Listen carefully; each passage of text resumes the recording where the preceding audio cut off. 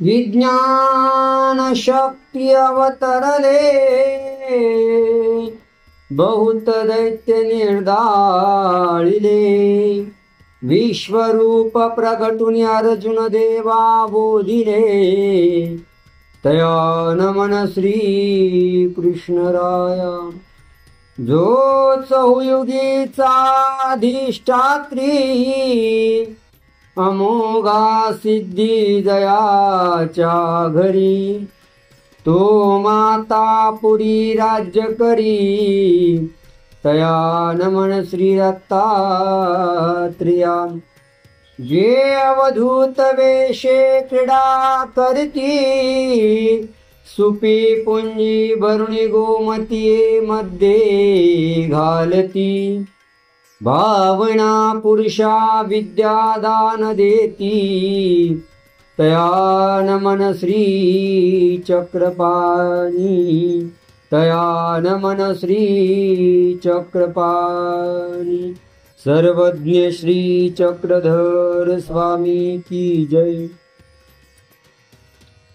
अनंत ब्रह्मांड नायक पूर्ण परब्रह्म परमेश्वर सर्वज्ञ श्री चक्रधर स्वामींच्या श्री चरण स्पर्शाने पुण्य पावन झालेल्या परिसरात अणसिंगावला स्वामींच्या कृपाशीर्वादाने पंचावताराच्या कृपेने आणि आदरणीय पूजनीय श्रद्धेय अखिल भारतीय पंचकृष्ण प्रबोधन परिषदेचे अध्यक्ष श्री गोपाल आश्रमाचे संचालक प्रातस्मरणीय आचार्य ज्ञानवारिधी तुम्हा सर्वांचे श्रद्धास्थान गुरुवर्य श्री मोठे बाबाजींना दंडवत।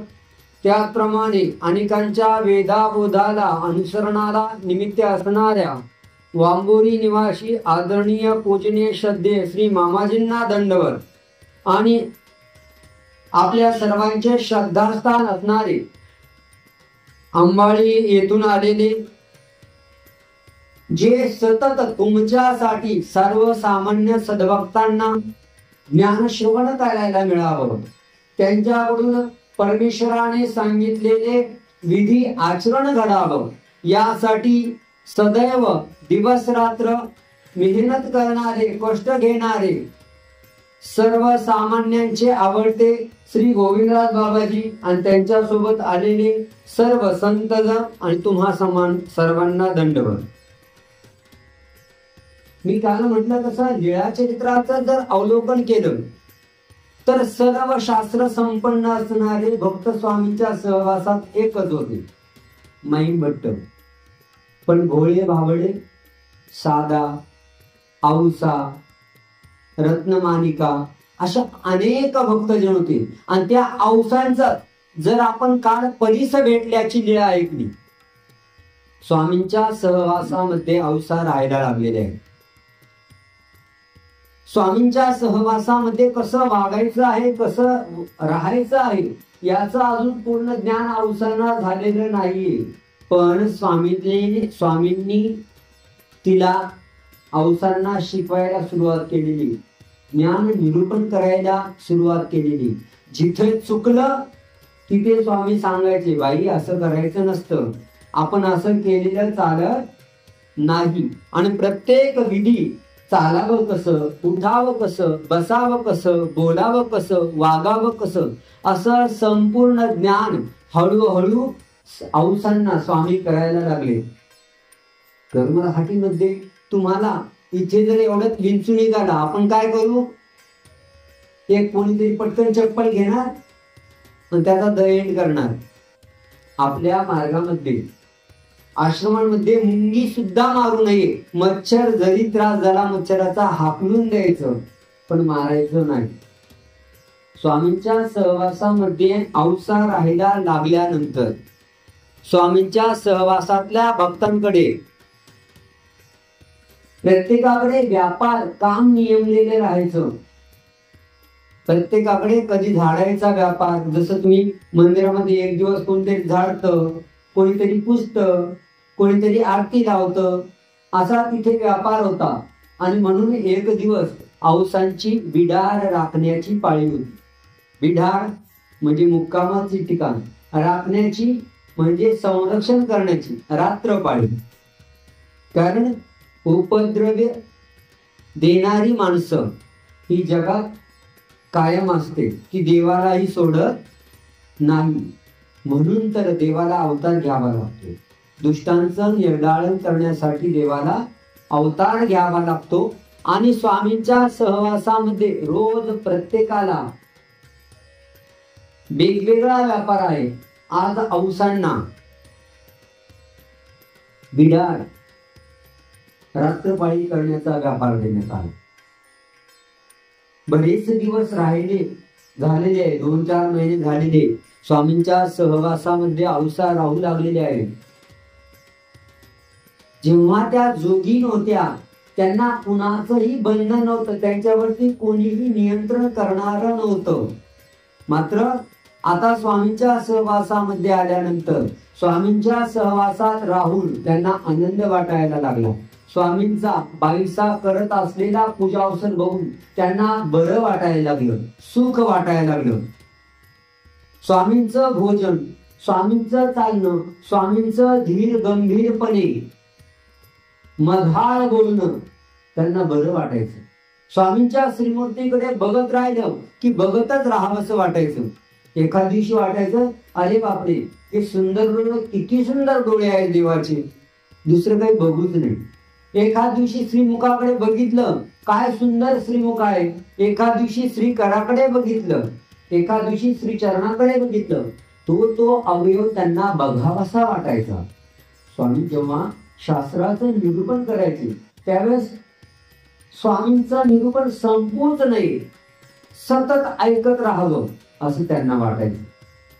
स्वामी जेव्हा कुठल्या कथा सांगायचे, दृष्टांत सांगायचे, त्यावेळेस काय छान कथा, अनेकांचे कथा, पुराण, महाभारतातल्या कथा, रामायणातल्या कथा ऐकल्या, पण अशा त्या बेचव होत्या, नीरस होत्या. स्वामींचं सांगणं इतकं छान होतं का ऐकत राहावंसं वाटायचं. पूजा अवसर, संपूर्ण दिनचर्या, त्यांचे दिवस आनंदात जायला लागलेले आहेत. आणि एक दिवस त्यांची रात्रपाळीची त्यांची नियम आला, त्यांना व्यापार आला. त्या दिवशी त्या तिथं थांबल्या. रात्रपाळी करायची म्हणजे स्वामींचा मुक्काम ज्या गुंफेत आहे, भक्तजन जिथं झोपले तिथं रात्रभर जाग राहायचं. ते जाग राहताना कोणी प्राणी येऊ नये, कुठला उपद्रवी माणसं येऊ नये.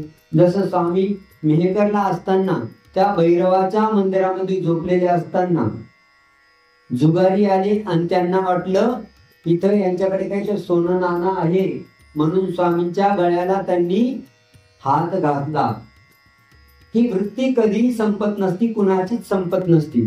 फक्त आपल्या दुर्गुणांवरती विजय मिळवणे हे देवापर्यंत जाण्याचं महत्वाचं साधन आहे.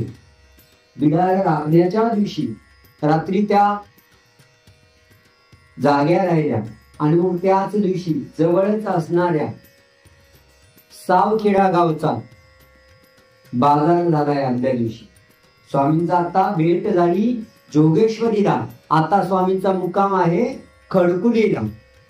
तिथे सावखेडा जवळ गाव, तिथला बाजार आदल्या दिवशी झाला. आणि मग तिथे जे खेळायला आलेले मुलं होते, स्वामींच्या भक्तांना फाटलेले कपडे, मळालेले कपडे, कशाचं शरीराचं भान नाही, कोणाशी घेणं देणं नाही, कोणाशी बोलणं नाही, जायचं देवाच्या सन्निधानात राहायचं, गावात येणं नाही. आणि या सगळ्या गोष्टीमुळे त्या सर्वांचा एक भ्रम झालेला होता, तर हे गरीब बिचारे आहेत, हे काहीही करू शकत नाही. म्हणून त्यांच्या मनात आलं, जसं एखादा वेडसर माणूस जर रस्त्याने जायला लागला तर लहान मुलं सगळ्यात जास्त कोण त्याची पिशवी ओढतं, तो कोण त्याचे कपडे ओढतं, कोण त्याचं दगड छोटासा मारतं, कोण असं काही ना काही करतं.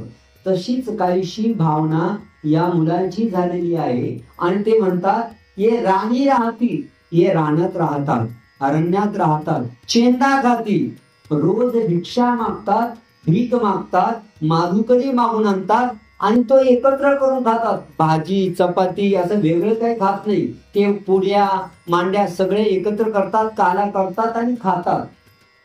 आपण काय करूया तर यांना भिडावू, यांची जरा आपण छेड काढू, यांना आपण भीती दाखवू. आणि मग भीती दाखवण्यासाठी काय करायचं आहे तर जो इंगळ आहे, आदल्या दिवशी जो बाजार झालेला आहे सावखेड्याचा, तिथं काही आल्या गेलेल्या लोकांनी चुली मांडल्या होत्या आणि त्या चुली मांडल्यानंतर जो विस्तव शिल्लक राहतो तो विस्तव ते खापरामध्ये भरतात आणि तो खापरामध्ये भरलेला विस्तव स्वामींचा मुक्काम असा खडकाच्या खाली आहे, वरून सोडतात. देव झोपलेले, भक्तजन झोपलेले, जागी फक्त औसा आहे. आणि यांना त्रास देऊया म्हणून ते खापराने भरलेले इंगळ ढगावरून टाकतात. थोडं नाही, खूप सारं टाकतात. भदीच्या भदी म्हणजे जे मडक्याची खापरं आहे ते खापरं भरूनच्या भरून टाकतात. आणि औसांनी ते बघितलं, त्यांचा गोंगाट, त्यांचा आवाज बघितला, ऐकला आणि औसांना लक्षात आलं आता ही मुलं आपली छेड काढतायत, खोड काढतायत. आता मुलांना दादा जा बरं, असा त्रास देऊ नये असं सांगितलेलं चालतं का? भाऊ नाही. मग त्याला काहीतरी भीती दाखवायची. मग हिला वाटलं आता भीती काय दाखवायची तर त्यांनी अशा जटाट सोडल्या टाईप मध्ये कपडे अस्ताव्यस्त केले आणि खाईन रे खाईन रे असा आवाज करायला मोठ्याने आरोळी दिली. अगोदर जागा असताना त्या भळलो म्हणजे जागते रहो अशा टाईप मध्ये आवाज देत होत्या. पण जेव्हा त्या मुलांना त्रास देताना बघितलं त्या जोराने खाईन रे तो आवाज त्या मुलांनी ऐकला.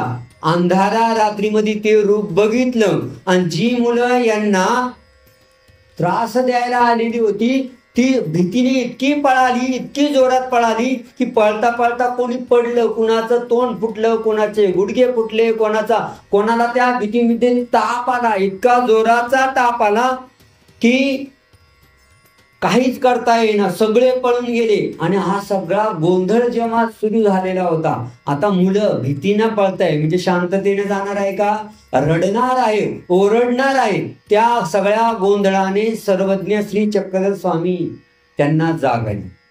आणि जाग आल्यानंतर स्वामी बाहेर आले. तो गोंधळ ऐकला आणि बाहेर आले. आणि औसांचा तो आवाज होता काही रे तो सगळा आवाज स्वामींनी ऐकल्यानंतर बाहेर आल्यावर आवाज ऐकून स्वामी म्हणतात, बाई तुम्ही काय लाव आहात का? राक्षसीन आहात का? खाईन रे म्हणतायत. आणि मग काय झालं ती सगळी पार्श्वभूमी देवाला कळली होती. कारण आपण काय म्हणतो स्वामींच्या नावाचा जयकार करताना सर्व ज्यांना माहिती आहे, जाण आहे ते सर्वज्ञ, त्यांना कळलं होतं. पण तरीही स्वामी बाहेर येतात आणि सगळं विचारतात. सांगितल्यानंतर पुन्हा देव म्हणतात त्यांना, तुम्ही काय लाव आहात का? राक्षसीन आहात का? एखादा या पळण्यामध्ये त्याच्या डोक्याला मार लागून तो जर वारला, मेला, मरण पावला तर काय कराल? असं भय माणसांनी उत्पन्न करू नये. आपण साधक आहोत. आपल्या जवळ आलेल्या प्रत्येक माणसाला, प्राणी मात्राला आपण अभय द्यायचं असतं. आपल्यापासून कधी कोणी भीतीने पळाला नाही पाहिजे.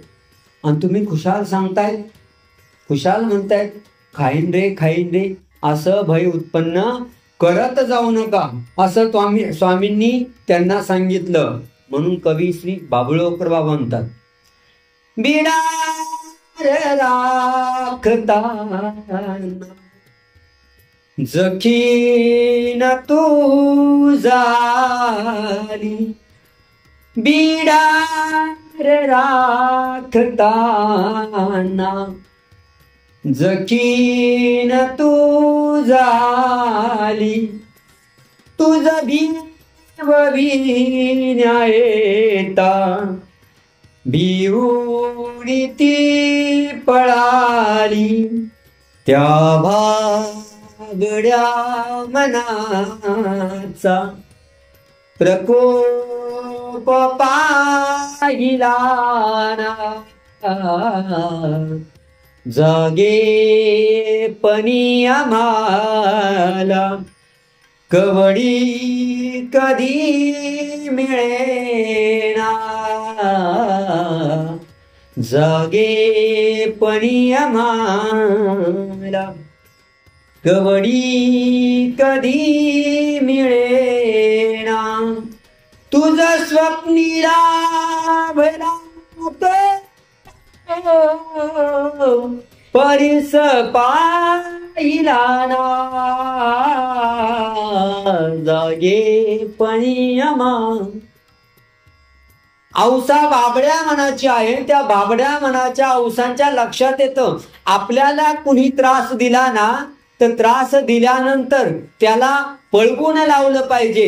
ती हे विसरते की आपण देवाच्या सन्निधानात आलेलो आहे, स्वामींच्या सहवासात आलेलो आहे. आपल्यापासून कोणाला त्रास तर द्यायचा नाही, पण ज्यांनी आपल्याला त्रास दिलाय त्यांना सुद्धा आपण भीती दाखवायची नाही, कारण आपण महात्मे झालेलो आहोत याचं भान त्यांना राहत नाही. म्हणून जशी क्रिया तशी प्रतिक्रिया.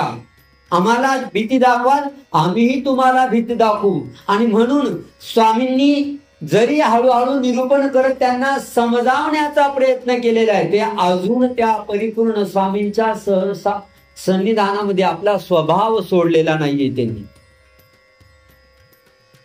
मला त्रास दिला, मी त्रास देणार. माझ्या शेपटीवर पाय दिला, मी भुंकणार, मी चावणार. हा एक स्वभाव गुणधर्म आहे, तो कधीच कोणी सोडत नसतं. आणि म्हणून औसांनी त्यांना पळवून लावलेला आहे. पळवून लावलेलं असताना तिकडे सगळ्या गावामध्ये हाहाकार झालेला आहे. इतके ताप आलेले मुलांना, कुणाचे गुडघे फुटले, कुणाचे काय झालं, आणि सगळी वार्ता गावात पसरलेली आहे. सकाळच्या पूजा अवसराला त्या सावखेडा गावातले एलमभट्ट नावाचे भक्त येतात स्वामींच्या दर्शनाला. आणि आल्यानंतर त्यांनी जे ऐकलेलं असतं ते म्हणतात, देवा आम्ही ऐकलं, तुम्हाला काल गावातल्या मुलांनी त्रास दिला. स्वामी म्हणतात, हो दिला, देणारच आहे. कारण सगळ्यांची धारणा अशी आहे, ये राणी राहती, रानात राहतात, चेन्ना खाती, जे भिक्षेत मिळेल. आपण भिक्षा शब्द पवित्र म्हणतो, त्यांच्या शब्दात जे भिकेला मिळेल ते खातात. याचेही काही होईल, हे आपलं काय वाकडं करू शकतात, आपल्या केसाला काय धक्का लावू शकतात. बुवाजी लोक काय करू शकत असतात, जास्तीत जास्त काय कोणाला तरी सांगतील. एखाद्या बाबांना खवळलं, रागवलं, काय करणार आहे ते, त्यांच्या वाचून थोडं आपला बांधाला बांधे का, घराला घर शेजारी का नातं आहे, काय करणार आहे बुवाजी. एखादी बुवाजी नाराज झाली तर काय करणार आहे, अशी आपली जी भावना असती तीच भावना त्या लोकांची होती. मग स्वामीजी निरूपण करतात, स्वामीजी वचन सांगतात. ते वचन लक्षात ठेवलं तर मग महात्म्यांची, संन्याशांची, साधू लोकांची थोरवी किती आहे हे लक्षात येतं. स्वामी म्हणतात, ये राणी राहती, ये उघडी नागडी ऐशी दिसत असती. येते कपाळे दिसतात बाबा लोक, कधी पायी पायी चाललेले आहे, गठोडं घेऊन चाललेले, मात्रा घेऊन चाललेले आहे, ऊन तळतळ करते, कपडे मळालेले आहे, टोपी इकडे चाललेली आहे, येडे कपाळे दिसतात. काही कपडे फाटलेले आहे, ठिगळाचे आहे. हे ऐशी उघडी नागरी दिसत असते, हे अशी येडे कपाळ्या टाईप पद्धतीने दिसतात. पण याची वास, यांच्याकडे वाकड्या नजरेने सुद्धा कोणी बघायचं नसतं. यांच्याकडे वाकड्या नजरेने कोणी बघायचं नसतं, कारण यांचाही अभिमान घेणारा एक जण आहे. तो आहे जगाचा पिता, परब्रह्म परमेश्वर.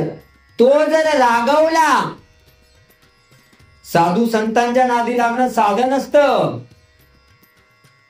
जो जो साधू संतांच्या नादी लागला, वाटोळं झालं.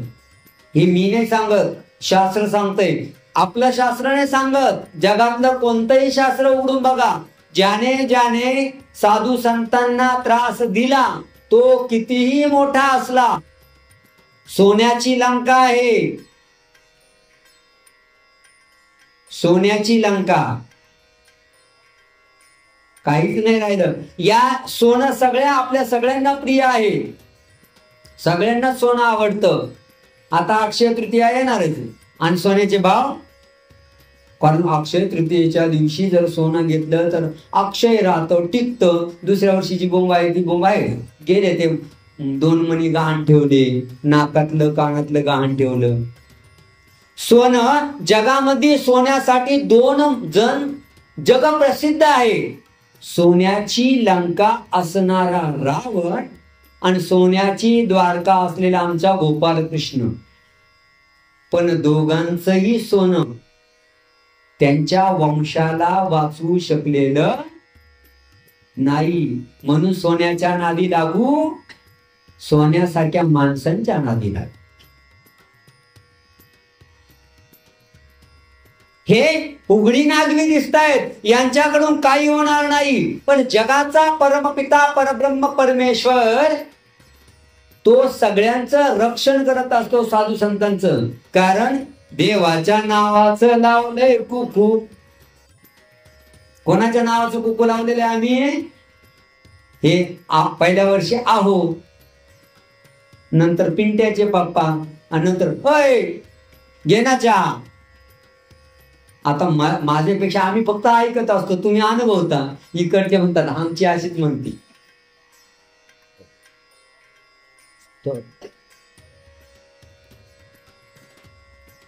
परमेश्वराच्या कुठल्याही साधकाला, कुठल्याही भिक्षुकाला आपल्याकडून कधीच वाईट बोलले गेलं पाहिजे. चुकी कोणाची काहीही असो, जर आपलं मत आपल्या त्यांच्याशी पटत नसेल तर 2 पावलं लांब राहायचं. कारण या साधकाचा अभिमान परब्रह्म परमेश्वर घेतो. पोलीस कितीही भ्रष्टाचारी असला, कितीही लाचखोर असला, कितीही दारुड्या असला, जर तो ड्युटीवरती असताना त्याच्या अंगाला हात लावला का तुम्ही लॉकअप मध्ये गेले. तसं हे कपडे कुणाचे आहेत? देवाचे आहेत. मी नेहमी सांगत असतो, धनंजय आपली अवकात काही नाही. कपडे काढून ठेवले ना, दरवाजातून हाकलून देते. कपडे आहे म्हणून या बाबा, या बाबा, या बाबा, पाय धुतो बाबा, पूजन करतो बाबा, दक्षिणा देतो बाबा, जेवण करा बाबा, नको थोडं जेवण करा बाबा, दक्षिणा देतो, कपडे देतो, संध्याकाळी जेवा, तुमच्यासाठी श्रीखंड आणतो, लाडू आणतो, पण जेवा बाबा. हे मला कोणी देत नाही. या कपड्याचा मान आहे. इथे या देवाच्या कपड्यांचा मान आहे, हे भान ठेवावं लागत असतं प्रत्येकाला. म्हणून हा देवाचा जो साधक आहे त्याच्या नादी लागलो आपण, सत्यानाश झाल्याशिवाय काही नाही. मग सत्यानाश म्हणजे काय? तुमचा जसा अपराध असेल तशी शिक्षा असते. जास्त बोलले वाकडे तिकडे का तोंडच वाकडं होत. हे लय अवघड आहे. म्हणून ते जेव्हा लोक म्हणतात हे उघडी नागवी अशी दिसतात, रानात राहतात, चेंदा खातात, यांच्याकडे काय होतं, आणि सगळ्या गावामध्ये ती चर्चा होती की अरे बापरे यांच्या नादी लागू नये. दिसतात तसे तेवढे हे साधे नाहीये. कारण देवासाठी सर्वस्व अर्पण करणं साधं काम नाही. आजच्या जमान्यामध्ये विशेष करून शहरांमध्ये घटस्फोटाचं प्रमाण वाढलेलं आहे. त्याचं कारण काय माहिती का? लग्न झालं काय माय माऊल्यांचा उपदेश मुलीला सुरू होतो. अजिबात सासूचं ऐकायचं नाही. नवरा कसा कुठे पाहिजे? नवरा कुठे पाहिजे? आपल्या मुठीत पाहिजे. मग काय करायचं? रुसून बसायचं, यू करायचं, तीव करायचं, रोज आज हे झालं, आज ते झालं. आता अशी स्थिती खेडेगावात किंवा जुन्या काळी जरी मुलीची चुकी नसेल, सासू सासऱ्यांकडची तरी चुकी असेल, तरी समजून सांगा जाऊ दे बाई, तेच आपला आता सर्वच आहे, आता कुठे जायचं असतं का, घे थोडं सहन करावंच लागतं. सासू किती खट्याळ असली, नणंद कितीही आगलावी असली, नवरा कितीही पेताळा असला, तरी त्याला सोडायचं नसतं, सहन करावं लागतं. पुरीची जात आहे, पुरीच्या जातीला आपण सासूरवाशिनी शब्दच लागलेला आहे, मी सासूरवाशिन आहे. एका नवऱ्यासाठी आपण एवढं सहन करतो, आणि देवासाठी किती सहन करावं लागेल आपल्याला. आपल्याला किती नावं ठेवतात, हे भलतच काहीतरी वेगळं, एकाच देवाची भक्ती करायची, कृष्णालाच मानायचं, असं आज तसं काय काय काय काय बोलतात. ठीक आहे, त्याच्यासाठी आपण सहन करायला हरकत, नवऱ्यासाठी केलंय ना, मग देवासाठी करा. पण आपण आपली थोरवी जाणत नाही, आपल्याला आपलं महत्व लक्षात येत नाही. इथे अभिमान घेणारा परमेश्वर आहे, आणि त्या परमेश्वराने आपल्यासाठी खूप सारे सेविका ठेवलेले आहेत. आपल्याला भीती वाटायचं कारण नाही. म्हणून औसा जेव्हा स्वामींच्या सन्निधानात येतात, सन्निधानात आल्यानंतर स्वामी सांगतात, बाई तुम्हाला त्रास दिलाय, तरी तुम्ही तुम्हाला मारलं आणि पूजन केलं, तर दोघंही कसे पाहिजे, सारखेच पाहिजे. गांधीजींना सांगितलेलं आहे, एका गालात मारायचं, एका गालात कोणी जर मारलं तर दुसऱ्या गाल पुढं करायचा. एक असाच डेंजर माणूस होता, त्याने सांगितलं, गांधीजींनी सांगितलेले. एक दिवस गांधीजींचं आत्मचरित्र वाचलं, गांधीजींबद्दल लिखाण ऐकलं, वाचलं. आपल्याला कोणी एका गालात मारलं ना, तर दुसऱ्या गाल पुढे करायचा. एका ठिकाणी झाले भांडणं, त्यानं मारलं, यानं दुसऱ्या गाल पुढे केला, दुसऱ्या गालात त्यानं मारलं, आणि मग तिसरे मारली, आणि जो हाणला त्यानं समोरच्याला, अरे गांधीजींनी सांगितलं होतं एका गालात मारला दुसरा गाल पुढे करायचा, दुसऱ्या गालात मारल्यावर काय करायचं ते थोडं सांगितलं होतं. स्वामी इथे सांगतात की बाई आपण त्यांनी आपल्याला त्रास दिलाय, आपण भय उत्पन्न करू नये. आपल्यामुळे ते असं नाही झालं पाहिजे, जरी आपल्याला त्रास दिला तरीही. कारण हे जन अनुकूल प्रतिकूल उदास असणार आहे. तुम्ही कितीही रेषेत चाला, तुम्ही कितीही साधं सोप्या पद्धतीने चाला, वाईट लोक तुमचा पिछा अजिबात सोडत नाही. आणि मग जर वाईट लोक आपला वाईट वागण्याचा स्वभाव सोडत नाही, वाईट वागणं टाकत नाही, तर आपण चांगलं वागणं का सोडावं, हा विचार करून जगायचा असतो. तुम्ही कितीही सरळ रेषेत चाला, तुम्ही कितीही हळू चाला, समोरचा येतो तुम्हाला धडकून निघून जातो. आता चुकी कोणाची महत्वाचं नाही, त्याचं फळ दोघांनाही भोगावं लागणार आहे. जर धडकली, गाडीचं नुकसान, आपण पडलो, हातपाय मोडला, तर आपण या जन्मात चांगलं वागतोय, मागच्या जन्मात त्यांच्यापैकीच कंसाच्याच वंशामधल्या असेल, रावणाच्याच वंशामधला असेल. आपण काही एवढे चांगले आहे का? आता थोडंफार बरं वाटतंय. ते अगोदर कितीतरी बांध कोरले, कितीतरी जमिनी हडपल्या, कितीतरी काय काय केलं, सगळे आठवा, तुम्हीच तुमचं आठवा. सासूंनी कित्येकांचे सून चांगली स्वयंपाक करते, पोरांना कौतुक आहे, हळूच मीठ जास्त टाकणं, हळूच. आता ते कमी झाले प्रकार, आज काय राहिले नाही, कारण सुने तेवढीच तोला मोलाची भेटलेली आहे ना. जुन्या काळी सासूरवास म्हणजे ऐकलेला आम्ही काय अनुभवला नाही होता. मी म्हणतो देवा धन्यवाद बाबा, नाही तर बायको दिली असती, आई वेगळं म्हणजे असती, बायको वेगळी म्हणजे असती, पोरांचं रडगाणं वेगळंच असतं, बापानं काहीतरी बायकोचं ऐकलं असतं म्हणजे असते बैल उद्या, आईचं ऐकलं असतं अजूनही आईच्या पदराखालीच राहतो, सासरच्याकडे त्यांनी म्हटलं असतं बापाचंच ऐकतो, आणि आई वडिलांनी म्हटलं असतं सासऱ्याच ऐकतो. म्हणून देवाला म्हणतो धन्यवाद देवा, वाचवलं मला, सुखी आहे, टेन्शन नाही. खाल्लं का झोपायचं, संध्याकाळी काय खायचं, भाजीला आहे की नाही, चटणी आहे की नाही, तेलाला आहे की नाही, काही टेन्शन नाही. आणि ते टेन्शन कसं असतं ना, मी आता पदयात्रेत अनुभवून आलो, म्हणजे हे लोक कसं जगतात बाबा. आता ती पदयात्रा होती आमची, पदयात्रात सगळी सेवा माझ्याकडे होती. तेल संपलं, धनंजय बाबा तेल नाही बरं का, आचार्य सांगायचा, ठीक आहे सांगतो कोणाला तरी. पदयात्रा चाललेली, हॅलो धनंजय बाबा आता इथं चौफुली, उजवीकडे जायचं, डावीकडे जायचं का सरळ जायचं, आलो 2 मिनिटात. धनंजय बाबा पंक्तीला काय करायचं, आणि बापरे काय सकाळ झाली, 4 वाजेपासून उठून संध्याकाळी 11 वाजेपर्यंत चालू. 11 दिवस कसे संपतील याचाच विचार करू. संपल्यावर तिथून जेव्हा जायच्या देवाला पुन्हा आलो, अशी झोप लागली. संध्याकाळी 4 वाजता झोपलो, दुसऱ्या दिवशी 8 वाजता जागायचं. म्हटलं बापरे, ही लोक कशी जगतात? आज तेल नाहीये, उद्या मीठ नाहीये, परवा भाच्याचं लग्न आहे, आहेर घेऊन जायचं आहे, बायकोच्या भावाचं लग्न आहे, त्याची अरेंज करायची आहे, बायकोला साडी घ्यायची आहे, मुलांची शाळा जवळ आलेली आहे, त्यांना ड्रेस घ्यायचा आहे, कपडे घ्यायचे आहे, त्यांची सहल जाणार आहे, परीक्षा फी भरायची आहे, आईचं दुखतंय, दवाखान्यात न्यायचं आहे, तिचा चष्मा तुटलेला आहे, चष्मा घ्यायचा आहे आणि खिशात पैसा नाहीये. कसं बाबा, आपल्याकडून नाही, बरं झालं बाबाला टेन्शन.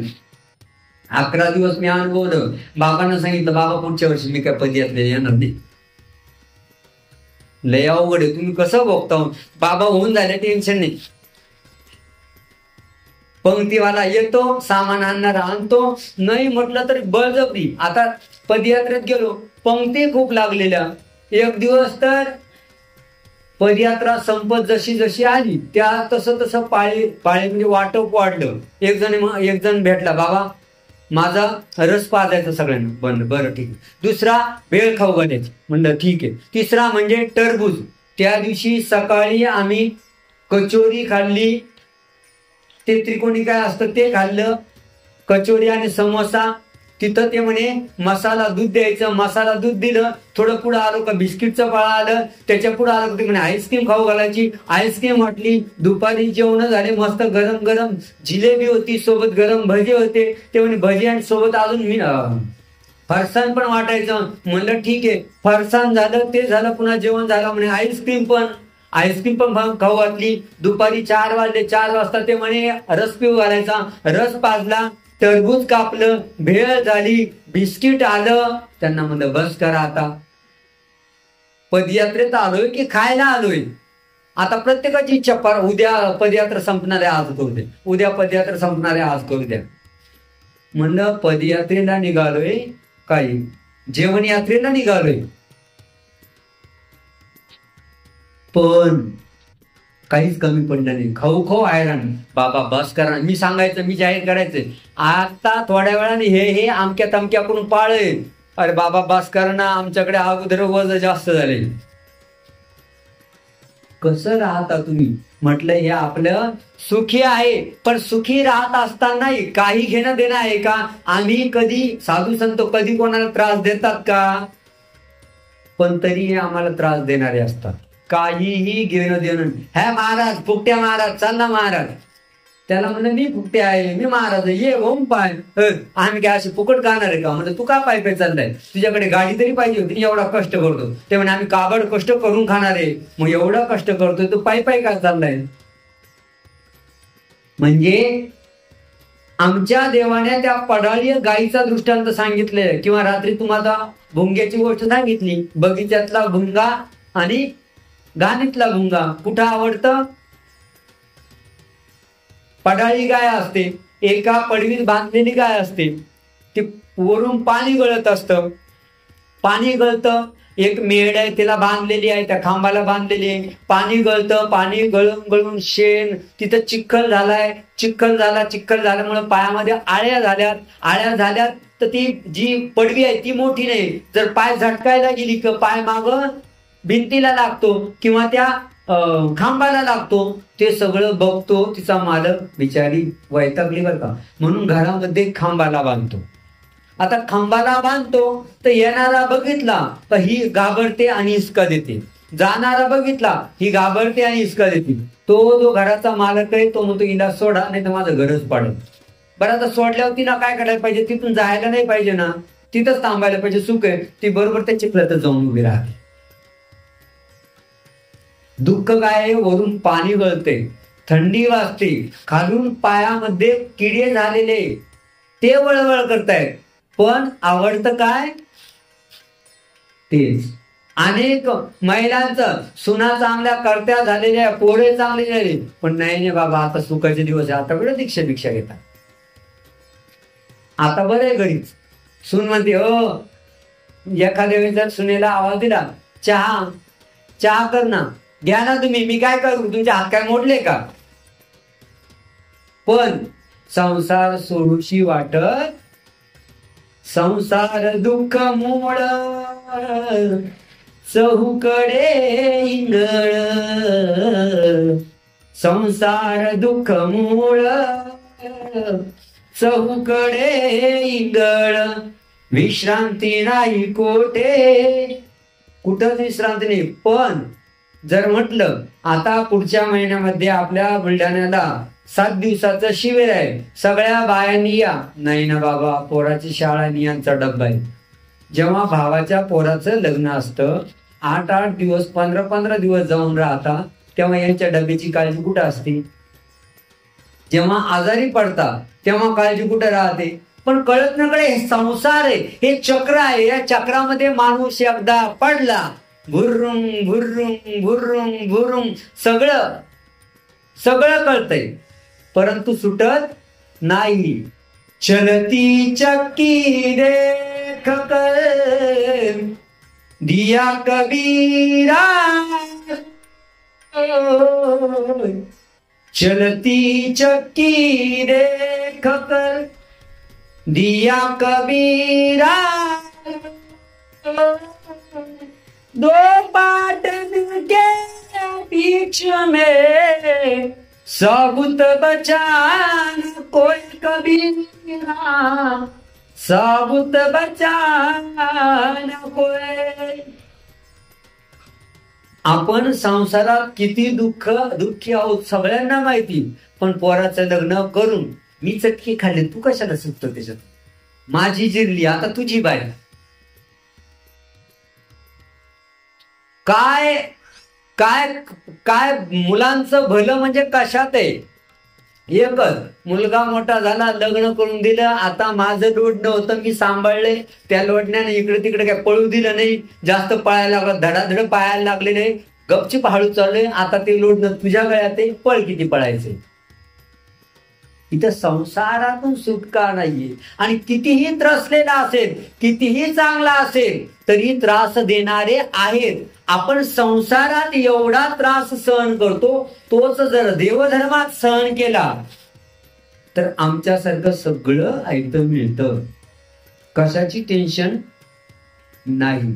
इथे देवाची साधक मंडळी कशीही दिसत असली, कुणाची किती पात्रता आहे माहिती नाही. आणि औसांनी जेव्हा त्यांना भीती दाखवली, तेव्हा औसांना स्वामी म्हणतात, बाई ग नको, तू भीती दाखवू नको. आपल्यापाशी आलेल्या माणसाला सुख, शांती, समाधान लाभावं, भय दाखवू नये. स्वामींनी जेव्हा त्यांना निरूपण केलं, ती देवाला म्हणते, देवा चुकलं बरं का माझं, आणि त्या दंडवत करतात. औसा या सहृदय आहे, भोळ्या भाबड्या आहेत. एकदा त्याच गावाला, वाडेगाव म्हणून तिथलं गाव होतं, तिथल्या एका माळ्याला सर्प चावला. आणि सर्प चावल्यानंतर सगळे आजूबाजूचे लोक जे सर्पाचं विष उतरणारे ते उतरत होते, मात्र सर्पाचं विष न उतरल्याने तो माळी मरण पावला, संपला. आणि मग मरण पावल्यानंतर त्यातल्या त्या गर्दीतला एक जण म्हणतो, अरे इथं आपल्या खडकुलीला एक संत महात्मे आहेत, ते स्वतःला ईश्वर पुरुष म्हणून घेत आहेत, तिथं नेऊन टाका. आता एरवी तर मेलेलाच आहे, तिथं नेऊन टाका. जर ते खरोखर ईश्वर पुरुष असतील, खरंच सामर्थ्यवान असतील तर जिवंत करतील, नसतील नाही जिवंत झाला तर समजायचं हे असेच फसवेगिरी करणारे आहेत. आणि त्याला लिंबाच्या पानामध्ये गुंडून स्वामींचा जिथं मुक्काम असतात तिथं आणून टाकतात. भट्टोबास, लघुदेवबास भिक्षेला निघतात. भिक्षेला निघताना त्याला बघतात आणि भट्टोबास लघुदेवबासांना म्हणतात, भट्टोबास म्हणजे नागदेवाचार्य, त्यांनाच भट्टोबास, त्यांनाच नागदेव, आणि त्यांनाच स्वामी प्रेमाने लाडाने वानरेश म्हणत असत. ते म्हणतात, लघुदेवबा आपण भिक्षेला चाललेलो आहे, बघा हा मेलेला माळी आहे, आता याला बघ देव कसे जिवंत करतात, असं ते सांगतात. आणि ते दोघं भिक्षेला जातात. ते भिक्षेला गेल्यानंतर बाहेर टाकलेला आहे, सर्वजण गुंफेमध्ये आहे आणि तेवढ्यात औसा बाहेर येतात. औसा बाहेर येतात आणि औसाला बघितल्या बरोबर त्या माळ्याची बायको हंबरडा फोडून रडून ओरडून सांगते, आई अहो मुंग्याच्या धवी जशी आग लागल्यानंतर एकही मुंगी वाचत नाही ना, तसं माझं झालेलं आहे. माझी एवढी मुलं आहे आणि माझा कर्ता पुरुष माझा नवरा सापाने चावून मरण पावलेला आहे, साप चावून मरण पावलेला आहे.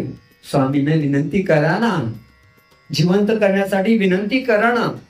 आणि ती जेव्हा काकुलतीने देवाला औसाला विनंती करते त्या औसाला एक कीव उत्पन्न होते. औसाला वाटतं अनुकंपा उत्पन्न झाल्यानंतर ती देवाजवळ येते. देवा, वाडेगावचा माळी आहे ना, तो साप जाऊन मेलेला आहे, त्याला जिवंत कर, त्याला जिवंत करावं. आणि त्याची बायको जी आहे ना ती खूप काकुलतीला आलेली, रडलेली आहे. ती म्हणते, पसिया पायलीची लेकुर्वे, मुंगियाचा धवीला आग लागलेली आहे, आता मला कोण आसरा आहे? माझ्या कुंकवाचा धणी मला गेला या सोडोनी, एकाएकी आली हवा आज विझला मायेचा दिवा. माझं सर्वस्व मी ज्याला अर्पण केलं होतं तो मरण पावलेला आहे, रक्षण करा ना त्याचं. स्वामी औसांच्या विनंतीचा स्वीकार करतात आणि सांगतात, पलीकडची वाटी घेऊन या. वाटी घेऊन आल्यानंतर श्रीचरण प्रक्षालन करून श्रीचरणाचं चरणोदक देतात आणि सांगतात, तोंडावर शिंपा, उरावर शिंपा, पाठीवर शिंपा. औसा येते. बाहेर आल्यानंतर जे लिंबाच्या पाल्यामध्ये गुंडाळलेले प्रेत आहे ते सोडते आणि ते सोडल्यानंतर त्याच्यावरती पाठीवरती, तोंडावरती, उरावरती शिंपते. आणि त्या श्री चरणाचं चरणोदकामध्ये इतकं मोठं सामर्थ्य असतं, अजून देव आलेले नाही बरं का. देवाच्या चरणोदकाने तो माळी जिवंत झालेला आहे. देवाच्या चरणोदकामध्ये जर एवढी पावर आहे तर देवामध्ये किती पावर असेल, पण त्याच्यासाठी तेवढी श्रद्धा असावी लागते. जिवंत झालेला आहे तो, टकामका बघायला लागलेला आहे आणि टकामका बघत असताना त्याला मात्र उठवत नाहीये. औसा पुन्हा देवाकडे येते. जी जी बापुडे प्रेत जियाले जी, वास पाताये परी उठवे ना. तो माळी जिवंत झालाय देवा, तो टकामका बघतोय सगळ्यांकडे परंतु त्याला उठवत नाही. चला ना तुम्ही, चला ना देवा तिथे, बिचारीचं दुःख दूर करा ना. तुम्ही स्वामी आहात, जगन्नाथ आहात, भक्त वत्सलात, अनेकांचे दुःख दूर करता, तुम्हाला शरण आल्यानंतर मरण नाहीये, चला ना देवा. आणि देवाची जी तिच्याबद्दल असलेली भक्ती आहे ती लक्षात येऊन स्वामी तिथे जातात.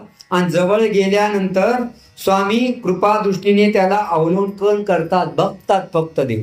श्रीचरणाच्या चरणोदकाने तो जिवंत झाला. स्वामींच्या कृपा दृष्टीने तो उठून उभा राहिला आणि स्वामींना त्याने दंडवत केला. आणि दंडवत केल्यानंतर सोबत स्वामींच्या गुंफेमध्ये आला.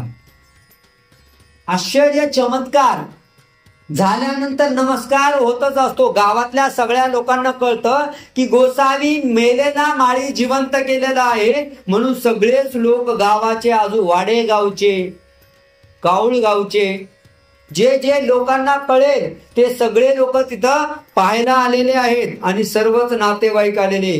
बट्टोबास ते भिक्षा करून आले. भिक्षा करून आल्यानंतर तो सगळा गोंधळ तिथं बघितला आणि बट्टोबास म्हणतात, लोकदेवबा बघितलं ना, मी तुला म्हटलं होतं की देव याला जिवंत करतील आणि देवाने याला जिवंत केलेले आहे.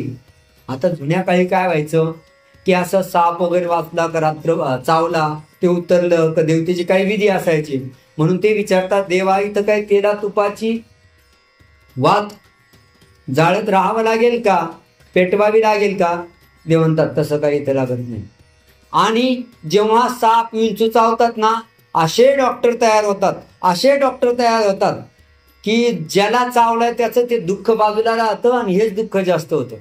मला 99 साली तिकडे शहाद्याकडे एक पोथी होती हिंगणी नावाची, तिथं साप चावला. साप चावल्यानंतर काहीतरी चावलं, असं पळत चाललो होतो, लहान होतो, पळत चाललो होतो, काहीतरी चावलं म्हणून पाय झटकला तर तो साप होता इथे पायाला खाली. आणि मी ओरडलो जोरात, साप साप साप. सगळे त्याच्याकडे गेले, त्याला पटकन एका जणांना लगे मारूनही टाकला ग्रस्ताने. आणि तिकडं मी म्हणा, अरे मला चावलाय. सगळ्यांचं इकडं एकाने आपला कडदडा तोडला, माझ्या मांडीला बांधला, इतका जोरात बांधला की माझं खालचं सगळं पाय बधीर पडला.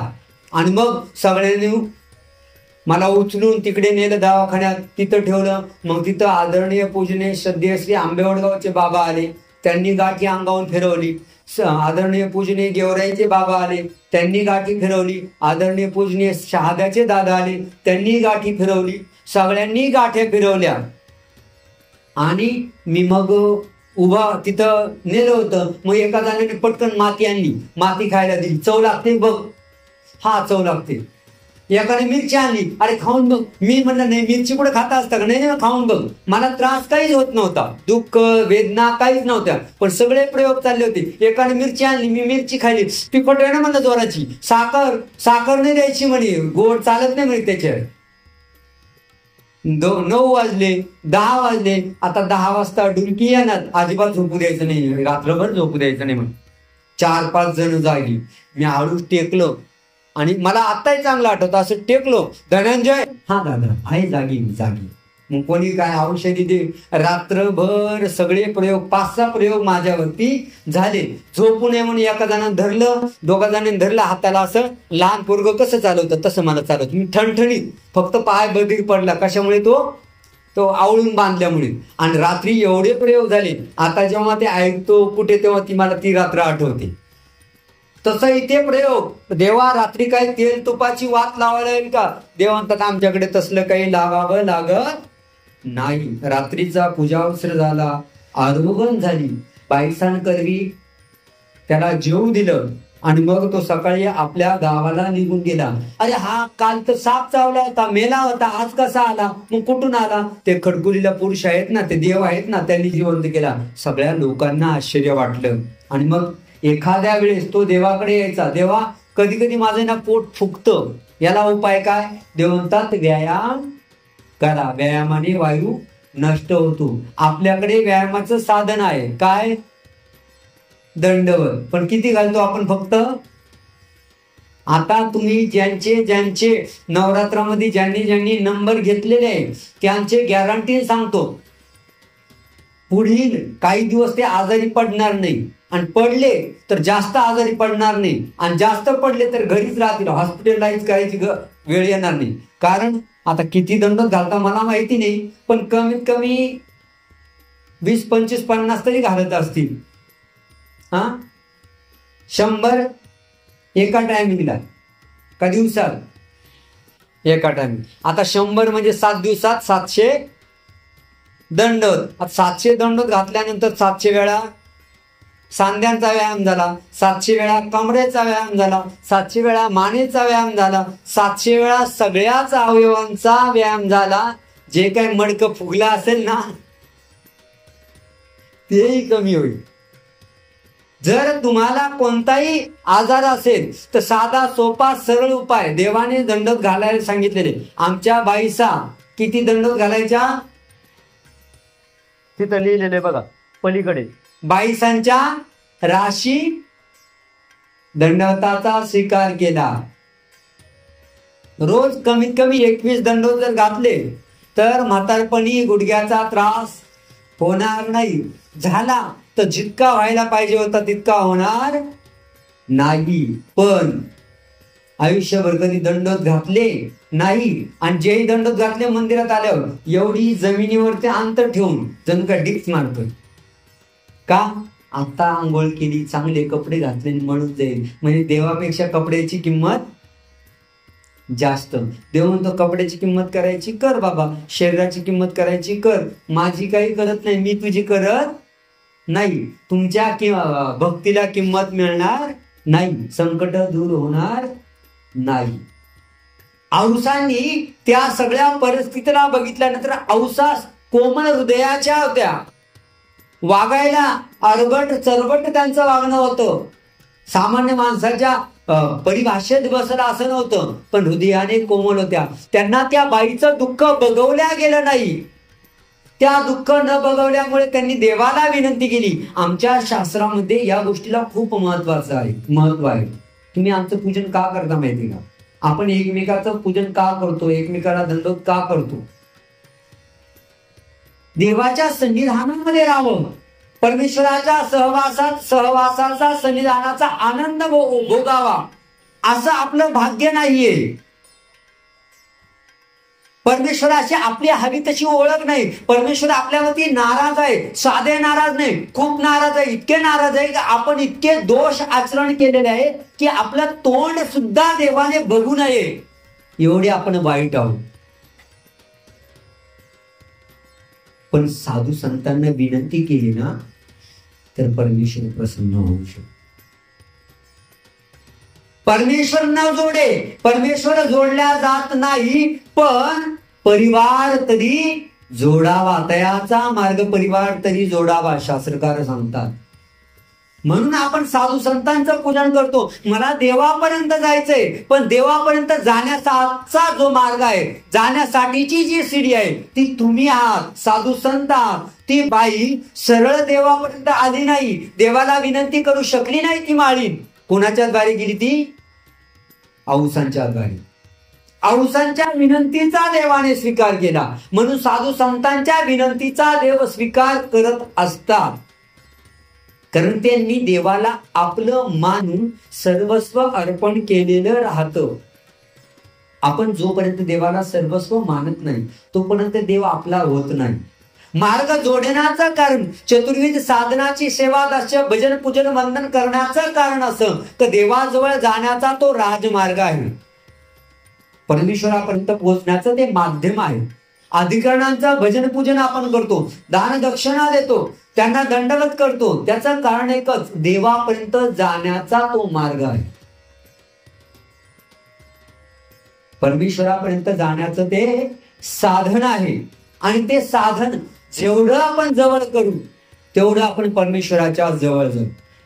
डोमेग्रामला एक भला मोठा बैल असतो, वसो, वळू, सांड, आणि तो गावात फिरत असताना याला धडकी दे, कोणाचं शेताचं नुकसान कर, कोणाच्या बैलांना मार, गायींना मार, माणसांना धडक दे.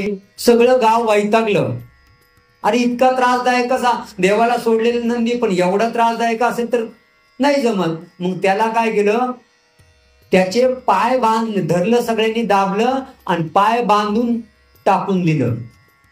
तो पाय खुरडत पडलेला होता आणि ते सर्व भक्तांनी बघितलं. आणि भक्तांनी बघितल्यानंतर देवाला विनंती केली की देवा, बिचारा बघा ना, ते जे दोर बांधलेले त्यानं ते पाय खरडल्याने त्याच्यातून रक्त यायला लागले, रक्त बंबाळ झालेला आहे, काहीतरी उपाय करा, याला सोडा. देव काहीच लक्ष देत नाही. पुन्हा थोड्या वेळाने देवाला विनंती भक्तजन करतात की देवा, बिचारा बघा ना कसा दुःखात आहे, सोडवा ना याला. देव म्हणतात कशाला त्याची नादी लागता, तो काय गुन्हाचा नाहीये, लय अवगुणी. तरी विनंती करतात भक्त, देवा सोडवा ना, आम्हाला बघवत नाही, खूप वाईट परिस्थितीत आहे, दुःखात आहे. आणि मग त्याला स्वामी म्हणतात बर, त्यांच्या विनंतीचा स्वीकार करतात. आणि मग स्वामी म्हणतात त्याला पाण्यात न्या. तो तसा सोडू देणार नाही. पाण्यात नेऊन त्याचे ते दोर खांडतात, तोडतात. तो दोर तोडल्यानंतर बाहेर आल्यानंतर भट्टोबासनच मारायला लावतो. स्वामी म्हणतात हे आम्हाला माहित होतं हा किती गुन्हाचा आहे, म्हणून आम्ही सोडत नव्हतो. पण भक्तांना विनंती करावीशी वाटली. का करावीशी वाटली? तर मागच्या जन्मामध्ये त्याने देवाची कृपा जोडलेली नव्हती, पण परिवाराची किंवा अनुकंपा जोडलेली होती, म्हणून तसे झाले. म्हणून त्या भक्तांच्या विनंतीचा देवाला अंगीकार करावा लागला. तसं आपल्यावरती देव उदास आहे, नाराज आहे, सोडून गेलेला आहे, आपण दुःखात पडलेलो आहे, संसारात अडकलेलो आहे. परंतु आपण एवढं दुःखी कष्टी असतानाही, देव कृपाळू असताना, दयाळू मयाळू असतानाही त्याला क्यों उत्पन्न होत नाही? का? आपण तितका वाईट वागत असतो म्हणून. परमेश्वराला विनंती करून परमेश्वर त्या विनंतीचा स्वीकार करत नाही, पण भक्तांच्या विनंतीचा धिक्कार देव करू शकत नाही. म्हणून परमेश्वराला ते भक्त विनंती करतात आणि भक्तांनी विनंती केली की देव म्हणतात की आता मला यांचं ऐकावं लागेल. म्हणून परमेश्वरा नाही जोडला गेला तर परमेश्वराचा परिवार जोडावा, परमेश्वराचा परिवार जोडावा. परमेश्वराच्या वासनिकाला, परमेश्वराच्या भिक्षुकाला आपण सतत प्रेमाने आवडीनं भेटत राहायला हवं, भजन पूजन वंदन करायला हवं, त्यांना प्रसन्न ठेवायला हवं.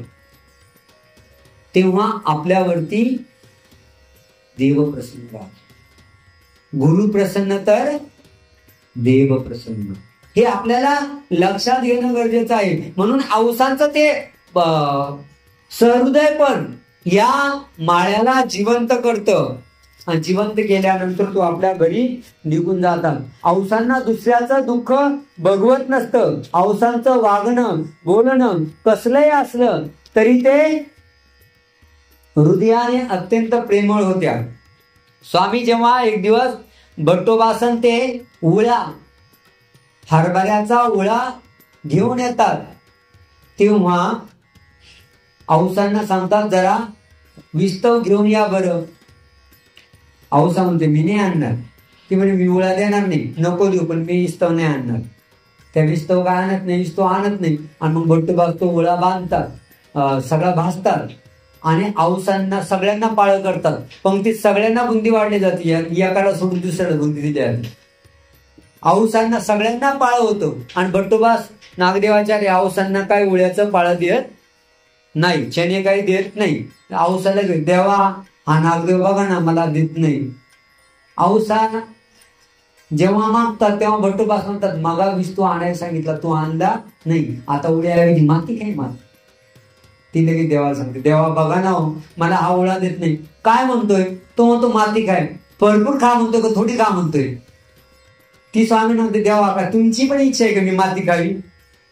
मग भट्टोबास म्हणतात द्यावं तिला थोडं, तिला तिचं पाळ द्या. भट्टोबास थोडसच देतात, भट्टोबास थोडसच पाळ देतात. मग पुन्हा औसा म्हणते देवा हा सगळ्यांना जेवढं वाटप केलेलं आहे पाळा दिले तेवढं देत नाही, कमीच देतोय. मग भट्टोबास त्यांना स्वामी त्यांना सांगतात आणि जेवढं वाटप सगळ्यांना आहे तेवढं द्यायला लावतात. देवाजवळ उळा, देवाला आता किती लहान गोष्ट आहे, पाळ, हरभऱ्यांचं पाळ, चण्यांचं पाळ किती छोटी गोष्ट आहे, पण देवाने त्यांना दिलं. त्यांनीही देवाला हक्काने मागितलं. आपण म्हटलं असतो तुला मग विस्तू त्यांना मागितलं होतं, तुम्ही येऊन नाही दिलं ना, आता तुम्ही तुमचं बघून घ्या. पण देव त्यांना लहान मुलासारखं त्यांचे हट्ट पूर्ण करतात. म्हणून औसा जेव्हा हळूहळू देवाच्या सन्निधानामध्ये राहतात, हळूहळू पुढे जातात आणि देवाच्या सन्निधानामध्ये राहत असताना कसं वागावं कसं बोलावं याचा त्यांना अनुभव येऊ लागतो. पण कधी कधी एकदम बालिशपणाने सुद्धा राहतात. कधी कधी त्या देवाचंही ऐकत नाही. कधी कधी त्या अरे काय येण्यासारखे तुम्ही पडलेले इथे आहात रे, हे असं कुठं करायचं असतं का. तुम्ही खुशाल संसार सोडून आलेले आहात, तर संसार सोडून काय करायचं असतं. ज्यांच्यासाठी तुम्ही लग्न घेतले, शपथा घेतल्या, अग्नीला ब्राह्मणाला साक्ष ठेवलं आणि त्यांना साक्ष ठेवून तुम्ही काय केलेलं आहे, देवाला अनुसरले, असं कुठं करायचं असतं का. देव त्या ठिकाणी सांगतात अहो नाही का, तुम्ही म्हणतात की अग्नीला ब्राह्मणाला साक्ष ठेवून लग्न केलं म्हणून त्यांच्यासाठी दिवस रात्र मरमर करायला पाहिजे, बरोबर आहे. पण जेव्हा तुमचा काळ येईल, वेळ येईल, त्यावेळेस त्या अग्नीला ब्राह्मणाला साक्षी ठेवून ज्यांच्यासाठी फेऱ्या घेतलेल्या आहेत त्या काही तुम्हाला वाचवतील का. मग देवा त्या वाचू शकणार नाही, मग तुम्ही वाचवणार आहे का. हो मी वाचवेल, असं आहे का. चुकलं माझं दंड, मी पण करते व्यापार. म्हणजे चुकलं तिथं पटकन या औसा माफीही मागत असतात. स्वामींची जेव्हा पांगुळे वेशामध्ये भट्टोबा स्तुती करतात आणि स्तुती केल्यानंतर स्वामी प्रसन्न होऊन म्हणतात, बाई म्हणजे बाईसांना म्हणतात, बाई ऐसिया पांगुळाची काय दिजे, याला काय द्यायला हवं. बाईसा म्हणतात, देवा बिचाऱ्याला सेवादास्य द्या ना. आणि औसा म्हणतात, देवा सगळेच सेवादास्य नागदेवाला, सेवाही नागदेवाला, दासही नागदेवाला, आणि आम्ही काय करावं. स्वामी म्हणतात, दासोहम न पुढे नाही, तुम्ही दास, मी परमेश्वराचा दास आहे, ही भावना बाळगा, तीच पुरेशी आहे. पण फक्त जो स्वतःला दास म्हणून घेतो तो बिना व्यापाराचा, बिना सेवेचा, बिना कामाचा राहू शकत नाही. जो स्वतःला देवाचा भक्त म्हणून घेतो तो बिना देव पूजेचा, बिना स्मरणाचा, बिना देव धर्माचा राहू शकत नाही. आम्ही म्हणतो आम्ही देवाचे भक्त आहे. बाबा आपल्याकडे काहीच नव्हतं, सगळं देवानं दिले. पण जेव्हा देवाला विडावायची वेळ येते तेव्हा मोठी डबल 2 शून्याची नोट जाती, त्याच्यावर 5 असतो ती जाती, 100ची जाती, 50ची जाती, 20ची जाती, 10ची येते, ती कोरी करकरीत बाजूला जाती, जिला चिटकवलेला टेप ती येते विड्यावरती. आणि म्हणताना काय म्हणतो, देवानं दिले बाबा, सगळे देवाचे, आपल्याकडे काहीच नव्हतं, देवाचं देवाला अर्पण करायचंय. जसं घेताना म्हणतो तसं देताना म्हणतो का आपण, नाही. कधी कधी तर आम्हाला दक्षिणा देताना काही जण, समजा ही नोट आहे, असे समोर आणणार, खिशातून काढणार, पहिल्यांदा असा बंडल काढतात बरं का. आता कधी कधी काय होतं, मलाही माझा हसू येतं, तो बंडल काढल्यानंतर आपण सहज ती नजर जाती, बघतोच मग, अरे वा आज 100ची का 500ची येणार, तो ती बाजूला करतो, ती बाजूला करतो, ती बाजूला करतो, मग येतो 50 वर, नाही तो 20 वर, ती अशी आणतो बघा समोर कधी कधी अशा. आणि काही खरंच असेल अशा दाखवणार नजरेला, आणि नजरेला अशी करणार, ती जर कडक अशी तर अशी देतात, इतकी जोरात टोचते ना. आणि वरून दिली का, बाबा दिली बरं का तुम्हाला दक्षिणा, लय अत्याचार असे सहन करावं लागतात आम्हाला. बाबा गंध लावताना हळू लावायला पाहिजे, इतकं जोरात लावता का ते 2 बोट जर याचे असते लोखंडाचे तर मध्येच घुसले असते. आणि त्याच्यात काहींचे नख वाढलेले असतात, त्यातही काही नख लावून असं नाही असं करतात, ते कधी कधी नखही लागतं. आता कसं आहे, ते म्हणतात ना अवघड जागेचं दुखणे, काही म्हणता येत नाही, काही करता येत नाही. त्यात एका जणानं एका गावाला पायावर पाय दिला वर दक्षिण, त्याला म्हणतात पाय काढणार, बाबा थांब ना दक्षिण देऊ दे. अरे म्हणलं माझ्या पायावर पाय दिलाय तू. मग काय झालं, थोडंफार इतकी मजा येते. आपण देवाला देताना काय म्हणून देतोय. आपण देवाला, तुमच्याकडे तांदूळ घरात 2 गोणे आहेत, त्या तांदळाची किंमत तुम्हाला आहे ना, कोणी आलेल्या माणसाला तुम्ही तांदूळ दिले एवढं कौतुक वाटेल का त्याला. आलेल्या पाहुण्याला तुम्ही वाटीभर भरता, हे घ्या तू माझ्या घरी आला म्हणतो, हे काय प्रकार, वेळा झाला काय. पण त्याच तांदळाची किंमत कधी वाढते, जेव्हा ते अक्षत रूपाने येतं, अक्षता म्हणून आणतात तेव्हा. जर ताटामध्ये अक्षदान असेल तर आपण काय म्हणतो, अक्षदान 2 मिनिट थांब, त्याला तिथं महत्व असतं. तसं देवाला कशाचीच गरज नाहीये, देवाला कशाचीच गरज नाही. तुमच्या दंडवता वाचून देव थांबलेला नाही. पण त्या दंडवतामध्ये जेव्हा तुम्ही भाव आणणार, त्या स्मरणामध्ये जेव्हा तुम्ही अप्राप्ती आणणार, त्या पारायणामध्ये जेव्हा ओलावा आणणार, त्या देवपूजा करताना कधी कधी इथं मागच्या वेळेस एकदा बघितलं, एक जण डोकं टेकवायला गेला आणि अंदाज हुकला, देवावरती इतकं जोरात आढळलं, अरे बापरे लागलो बरं का. आता त्याला लागलं म्हणजे देवाला लागलं असेल की नाही. देव म्हणत असेल हा कशाला आला नाही माझ्या दर्शनात, दुसऱ्यांदा तू आला का देव निघून जात असेल, अरे आला हा जोरात आढळलं माझ्यावर. देवाला काहीच नको, पण जे देतोय ते भाव श्रद्धायुक्त. आणि आपण फक्त म्हणतो देवाला काही नाही, देवाला भाव पाहिजे, तोच तर आपल्याकडे नाहीये ना. तुमच्या दुकानात गिऱ्हाईक कधी, जेव्हा ती वस्तू तुमच्या दुकानात असेल. तुमच्या दुकानात भाव नाहीये आणि देव तुमच्या घरी कशाला येईल, नाही येणार. देवाला जे हवं ते आपण द्यावं तरच देव आपल्याकडे येणार. आपल्याला ही गोष्ट लक्षात घेतली पाहिजे. म्हणून मी बाबा आपण लय स्मरण करतो बरं का. एका इथे आलेगावच्या जवळ एका गावाला गेलो मागच्या 2 वर्षापूर्वी. मी जमा झालो, मी आलो म्हणून 15-20 जण जमा झाले. आणि ते युट्यूबवरचे धनंजय बाबा आले 15-20 जण जमा झाले. मग मी आपलं करतोय निरूपण, थोडंफार सांगतोय, थोडं स्मरणात महत्व. आता काय होतं माहिती का, आमचं वय आणि आमचं शरीर ते पडतं कमी. काही जण तर धक्का देऊन पुढे जातात. नंतर प्रवचन, अरे या बाबाचं प्रवचन, याला तर मोठा धक्का दिला, आपण दंडक पण केला नाही का दिसायला असं. त्या बाबानं काही म्हातारे लोक हे काही आले लय पावसाळे बघितले फुकट थोडे पांढरे. मी स्मरणाचं महत्व सांगतोय. बाबा रोज न चुकता आम्ही स्मरण करतो. म्हणलं वा वा वा. मी पुन्हा थोडं असं लिहिला सांगतो, कधीच चुकलं नाही बरं का आपलं. वा छान छान बाबा. पुन्हा मी निरूपण करतोय. मधीच 35 वर्ष झालेत उपदेश घेऊन, तेव्हापासून एक दिवसही राहिला नाही. वा वा. मी इकडे यांना बाकी सगळ्यांना निरूपण करतोय. पण पुन्हा मधीच काका एक दिवस तर मला तापात डॉक्टरना गोळी दिली तरी मी उठून स्मरण करत होतो. म्हणजे छान छान. काका किती वेळ स्मरण करत असता तुम्ही? रोज न चुकता करतो. म्हणजे छान. पण किती दिवस झाले? 35 वर्षापासून करतोय. किती वेळ करता? कधीच थांबलेलं नाहीये. स्मरणाचा टाइम काय आहे? ताप आला तरी स्मरण केलं. अरे पण किती वेळ करताय?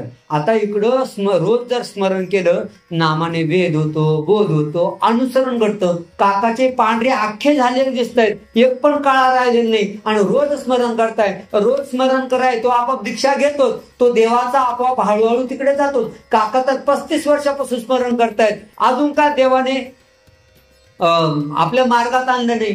काका जसं जसं मोठ्याने सांगतात, माझा कॉन्फिडन्स हळू कमी कमी करू. शास्त्र तर असं सांगतायत, काका तर असं सांगताय. आपण नेमकं किती करतायत? काका शेवटी रोज न चुकता 3 ते 4 मिनिटं स्मरण करतो म्हणे बाबांनी. आणि मग काका घेतला काय नाव. जेव्हा आला तेव्हा काकाने असा दंडोत केला होता, जाताना साष्टांग दंडोत घालून बाबा निघून गेला. हे शास्त्र जे आहे, किती वेळ कसं, ह्या सगळ्या गोष्टींचं फक्त म्हणून चालत नाही. दासोहम पुढे नाही का. आम्हाला लोक सांगतात बाबा आपली श्रद्धा नाहीये. अहो आम्ही ना पोलिसांच्या पलीकडचे आहे. आम्ही महानुभाव आहोत. कोण? महानुभाव. ज्यांना खूप मोठा अनुभव आहे तो महानुभाव. आम्हाला माणूस आला, त्याची भक्ती, त्याची भावना, त्याची श्रद्धा आम्हाला लगेच कळते, पण आम्ही सांगत नाही. किती धार्मिक आहे आम्हाला कळतं, किती ज्ञान आहे तेही लक्षात येतं, पण आम्ही बोलत नाही. ते पोपटपंच आहे का ते आचरणाने तेही कळतं, पण आम्ही सांगत नाही. आम्हाला जसं पोलिसाला चोर पटकन ओळखता येईल. 100 माणसं उभे करा, त्याच्यात एक चोर असू द्या, पोलीस बरोबर त्याच्यापाशीच जाऊन थांबणार. अजून वेगळ्या शब्दात सांगतो, ते पोलिसाचं कुत्रा असतं, कोणापाशी जाऊन थांबतं? कुत्र्या तिथं चोरापाशी बरोबर जाऊन. तसं आम्हाला कळत असतं, पण ते दाखवायचं नसतं, ते सांगायचं नसतं. कोण किती धार्मिक आहे. आम्ही चला जेवढं आहे तेवढं ठीक आहे, जसं चाललंय तसं ठीक आहे, त्याची तेवढी हळूहळू भाव श्रद्धा वाढील हा विचार करून आम्ही सोडून देत असतो. जसं बाबा आमच्या इथं इतक्या दिवसापासून प्रवचन, इतक्या दिवसापासून सप्ताह चालू राहतो. रोज न चुकता मंदिरात येतो, आणि मंदिरात आला का कुणी बाबाला दंडोत न करतो, देवाला दंडोत करतो. 5 दंडोत पण घालत नाही. बसलेले बाबा त्यांना दंड करत नाही, निघून जातो. आणि आम्ही रोज न चुकता मंदिरात येतो. हे इथलं सांगतोय बरं का, दुसऱ्या गावचं नाही. इथल्या गावचं सुद्धा, तुमच्या गावचं सुद्धा तसंच आहे. मी आज सकाळचा अनुभव सांगितला. बरेच जण आले मंदिरात, बरेच जण बिना दंडोताचे गेले. त्या गोष्टीच वाईट नाही. म्हणजे मी कुठल्यासाठी सांगतोय, बाबा दिसले दंडवत झालाच पाहिजे. आपल्याकडे काय असतं, आमच्याकडे नेहमीच बाबा येतात. 365 दिवसांपैकी किती वेळा बाबा आले तुमच्या घरी? काही जण येतात, बाबा आमच्या घरी आमके बाबा आले, आमच्या घरी तमके बाबा आले, आमच्या घरी हे बाबा आले. हुशारकी मारून फायदा नसतो. आता काय करतो, किती करतोय त्याला महत्व असतं. म्हणून फक्त मी देवाचा भक्त आहे म्हणून चालत नाही, त्याच्यासाठी कृती लागते. त्याच्यासाठी तेवढा देवधर्म, स्मरण, पारायण, शास्त्र या सगळ्या गोष्टीची गरज असते. स्वामी औसांना सांगतात की बाई, तुम्ही स्वतःला फक्त दास म्हणून घ्या. तुम्ही स्वतःला दास म्हणून घेतलं का दासपणाचं जे जे कार्य आहे, सेवा, दास्य, भजन, ते सगळं तुमच्याकडून आपोआप घडणारच आहे, होणारच आहे. जो सेवक आहे तो सेवा करणारच आहे. म्हणून स्वतःला देवाचं भक्त म्हणून घेताना फक्त शब्दाने नाही तर ते कृतीने सुद्धा करायला हवं. हे आपण लक्षात ठेवणं सगळ्यात महत्वाचं आहे. म्हणून औसाला जेव्हा स्वामी सांगतात की दासोह पुरत नाही का, न पुरतं, फक्त तेवढं जरी म्हणलं, पण तेवढं म्हणण्यासोबत त्याला कृतीचीही गरज असते. नाहीतर मग पोपटपंची ज्ञान काहीही कामाचं नसतं.